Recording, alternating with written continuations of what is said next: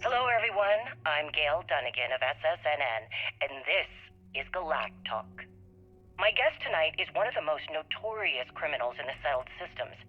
His ruthlessness and desire for wealth has landed him squarely at the top of the wanted list for every major law enforcement agency in the galaxy.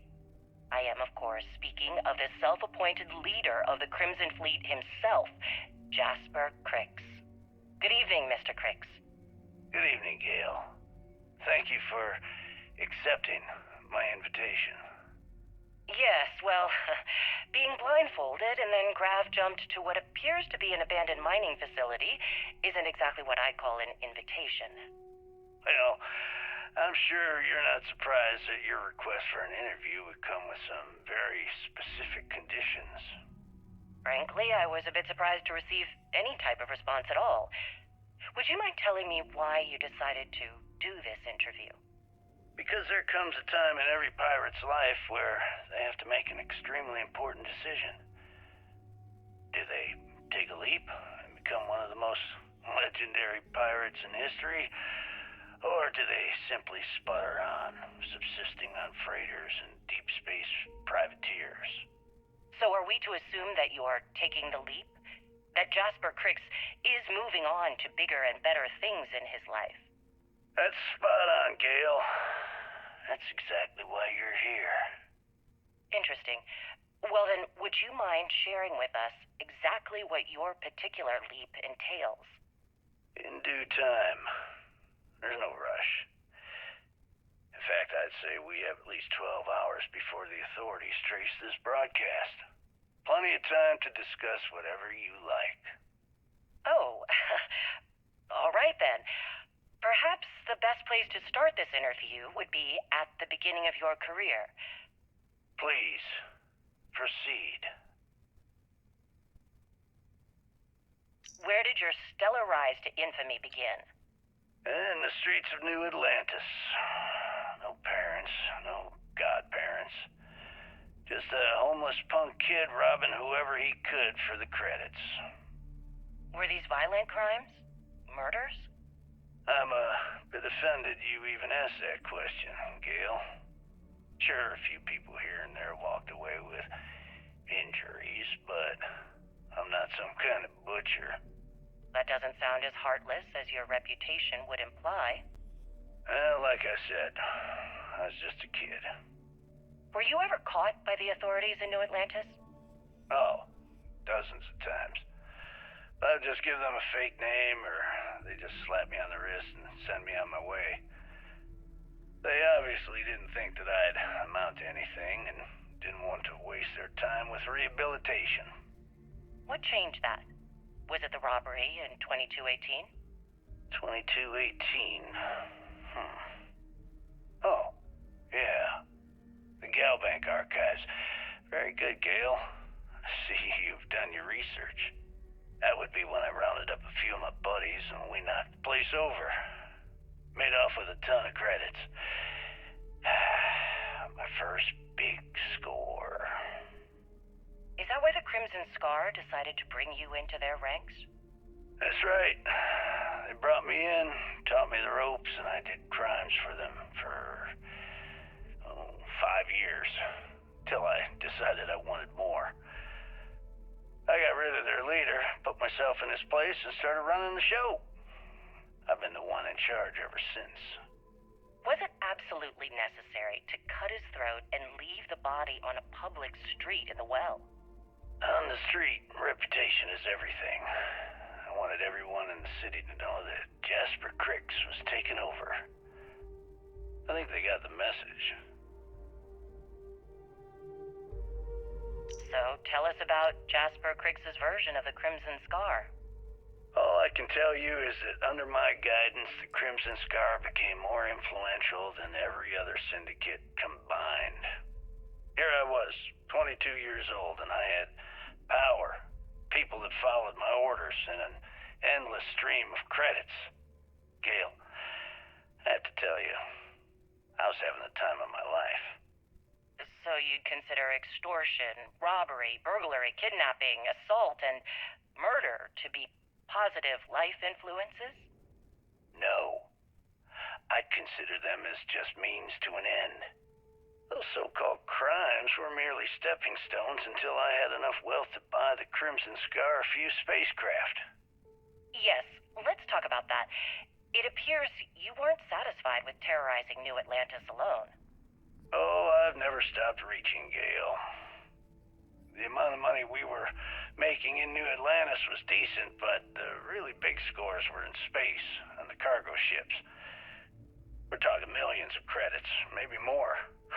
Who the hell could count it all? Most people assume this is when the UC decided to actively set up a task force to pursue the Crimson Scar. That's correct. Those idiots in charge of the United Colonies were clearly embarrassed that they had allowed the Crimson Scar to make the jump into space. They sent ships after us. Lots of ships. I almost think that they enjoy starting wars. Perhaps this was the first time you had finally reached too far. You could say that. I count my time running the Crimson Scar as a learning experience. I wouldn't say I reached too far. I'd say I reached too fast. Didn't cover all my bases. Made some stupid mistakes. One thing's for certain, though. When I was finally arrested and thrown into the lock, I had plenty to think about. Tell us about your arrest. Oh, my arrest was spectacular. Definitely one for the record books. UC Security sent an armada after our little fleet of ships and picked us off one by one until the remainder of us made it to the wheel. For a listener's benefit, that was the star station in orbit around Voli that you destroyed just before your arrest, correct? You see, that's what they'd have you believe, but the truth is much less sinister. There was a firefight on the wheel when they tried to bring us in. We holed up, but UC Security unleashed hell. The damage they caused was catastrophic. We only surrendered so we wouldn't die when the station exploded. Well, the UC says you set demolition charges to try and cover your tracks and make your escape. That's their story. You'll have to go with your gut on what you think really happened. Anyway, they took us in and tossed us into the lock.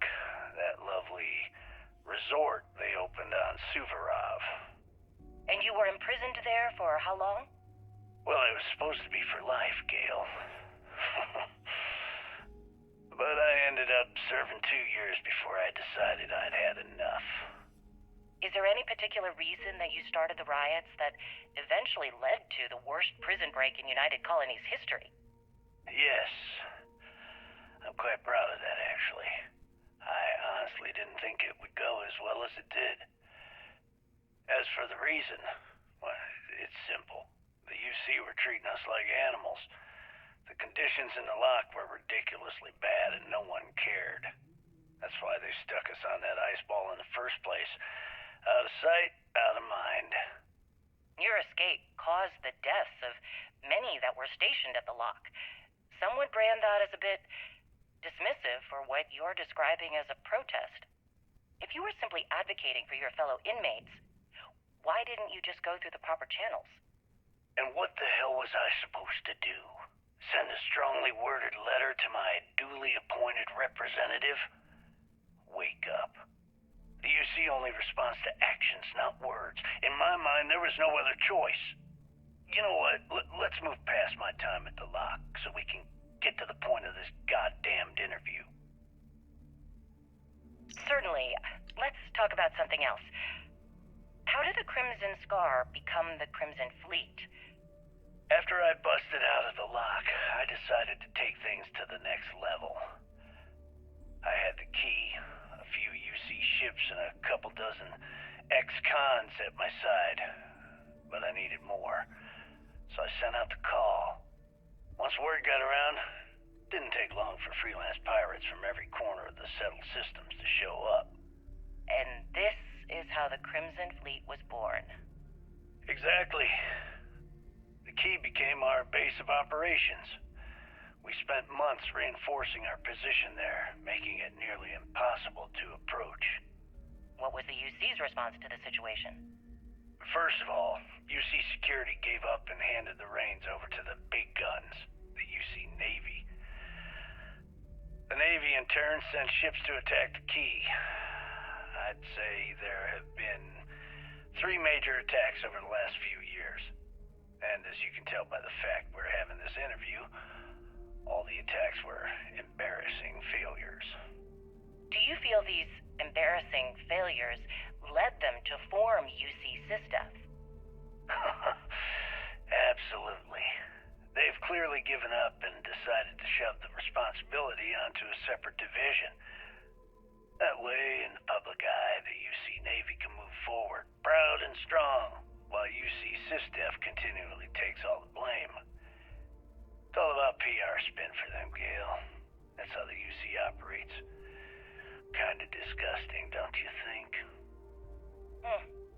Sounds a bit like you're trying to deflect attention off the atrocities the Crimson Fleet commits on a daily basis. Atrocities, huh? How about fighting the Freestar Collective over a bunch of rocks hanging in space?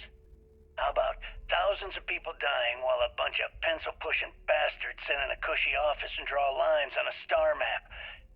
Maybe the United Colonies should stop the bullshit and take a hard look in the mirror to see who the monsters really are.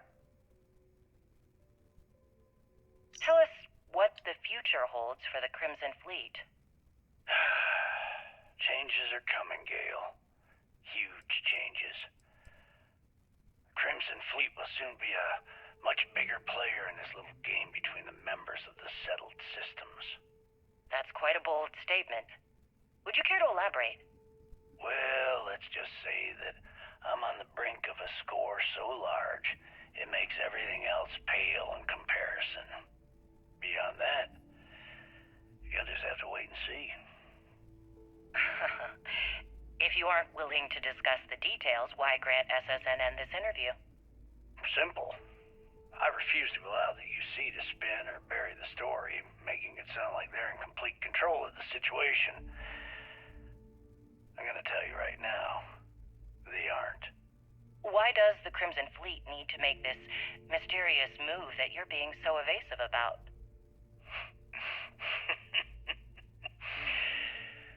I know SysDef instructed you to draw this meeting out as long as possible. So let me sum this up. I intend to make sure that the Crimson Fleet becomes the United Colony's worst nightmare. And nothing, I mean nothing in this universe, will stop me from achieving that goal. There are those that would disagree with you and claim this interview is grandstanding, or worse, a recruitment tool. After all, SSNN reaches every corner of the settled systems, and your aspirations could inspire the directionless to turn to the fleet. You and the sheep that listen to your garbage can believe whatever the hell you want. If you were so worried about what I had to say, you wouldn't have allowed yourself to be brought here. Let me just ask you one final question before we wrap up. Fine. Go ahead. When is enough going to be enough? How many credits does Jasper Criggs need until he's satisfied?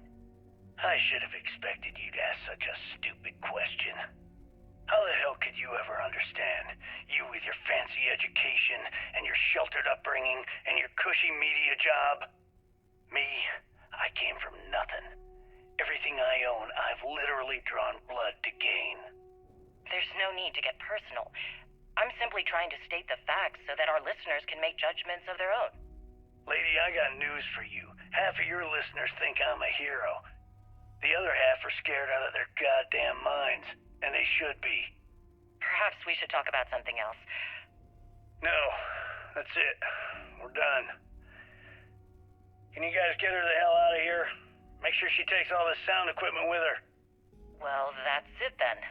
Thank you for your... Actually, before you go, Gale, there's one more thing I would like to say. Yes, of course. What is it? When you broadcast this interview on SSNN, I want you to remember that I'll be listening. If you edit even one word or manipulate my voice to change anything I've said, I will hunt you down and kill you. In front of everyone. Do you understand? I I understand. You have my word.